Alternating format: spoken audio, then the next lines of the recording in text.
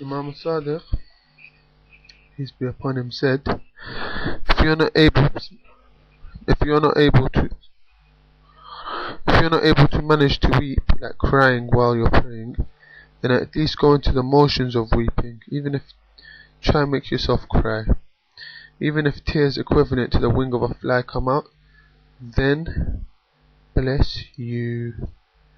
You'll become very blessed if that does happen. So always try to cry in your salah. Always concentrate on your death and the next life, which is make you scared and humble in your salah, in your prayers. And always thank Allah for every situation. Imam Sadiq once told his boy to give all his money to the charity. So his boy said, I only have 40 dinar. And then Imam said, don't worry, give it all of you, all of what you got. And after 10 days he was blessed with 40,000 dinars. This made him rich. Giving charity makes you rich.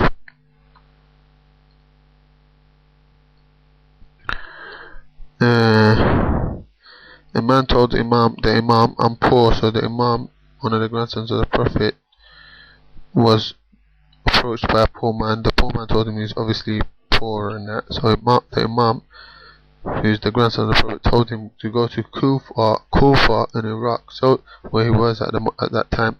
Sell your clothes and feed 10 poor people with the money, and tell them to pray for you. He done it, and then he became so rich. Okay, this is a way of becoming rich. Feed the poor. Remember, all people need guidance. Even people that are guided need guidance. Okay, so remember that. And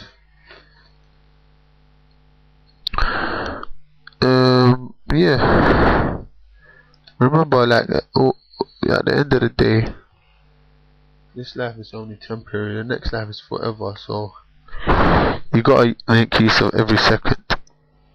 You gotta make use of every second. If you don't make use of every second, then you're gonna be in big trouble, and you're gonna regret wasting each second. Imam Hussein used to say, a defrauded person is one whose life is wasted hour by hour. Now, you don't want to be like that. You want to be obviously certified, making use of every second. So, remembering Allah as much as possible. And remember, there's 50 stages in the next life. Each stage is 1,000 years. So it's crazy. Imam Ali describes says about the Lord. He says about Allah. He says Imam Ali, the cousin of the Prophet, says this sermon in Nahj al-Balagha. He says, he is that which does not change or vanish about the Lord. The process of setting does not behold him.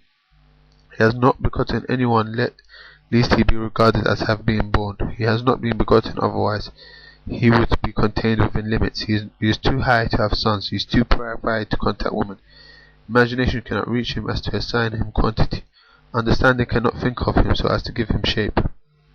Senses do not perceive him as to feel him. Hands cannot touch him as to rub against him. He does not change into any condition. He does not pass from one state to another. Nights and days do not turn him old. Light and darkness do not alter him. It cannot be said that he has a limit or extremity, or end or termination, nor do things control him so as to raise him or lower him, nor does anything carry him so as to bend him or keep him erect. He is not inside things nor outside them. He conveys news, but not with the tongue or voice. He listens, but not with the holes of the ears or the organs of hearing. He says, but he does not utter words. He remembers, but does not memorize. He determines, but not by exercising his mind. He loves and approves without any sentimentality of the heart. He hates and feels angry without any painstaking. When he intends to create something, he says be, and there he is, but not through a voice that strikes the ears. He is that called to heard. His speech is an act of creation. His like it never existed before this. If it had been eternal, it would have been the second God. It cannot be said that he came into being after he had not been in existence, because in that case the attributes of the created things would be assigned to him, and there would remain no difference between them and him. He would have no distinction of them. Thus the creator and the created would become equal, and the initiator and the initiated would be on the same level. He created the whole creation without. Whoa, this is real talks, like Allah subhanahu wa ta'ala.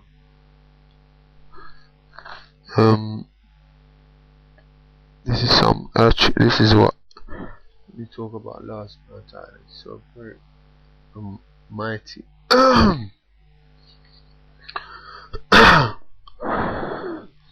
It's great. Basically, it's amazing.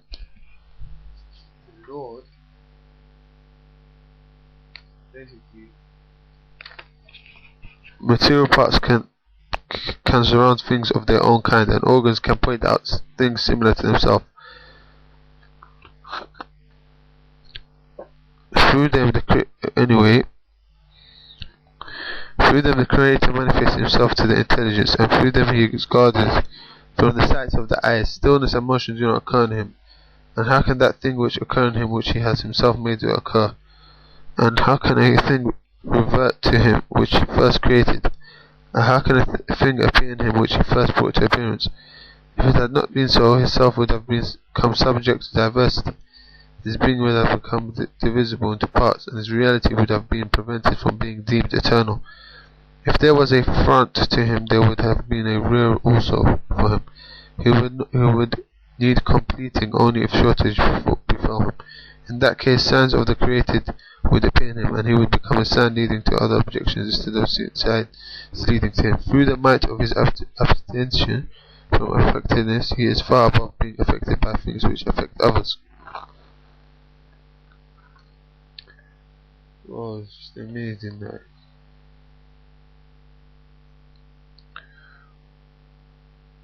Okay, so this is like a real talk, like straight.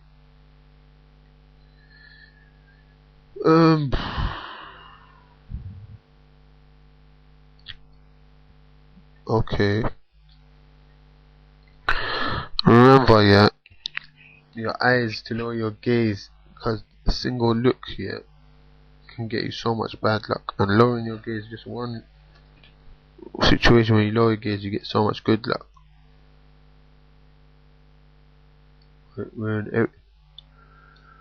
You'll get so much rewards in this life and the next for lowering your gaze. Allah subhanahu wa ta'ala will bless you so much, yeah, that the amount of blessings you will get, yeah, you'll feel it straight away. You try it, go and try it.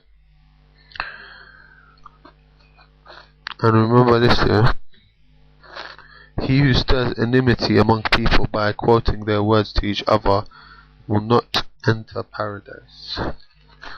Also, the whole Jesus, peace be upon him, told the first 30 days, and the blessing would come on you after the month. Remember, eat with 3 fingers if you can.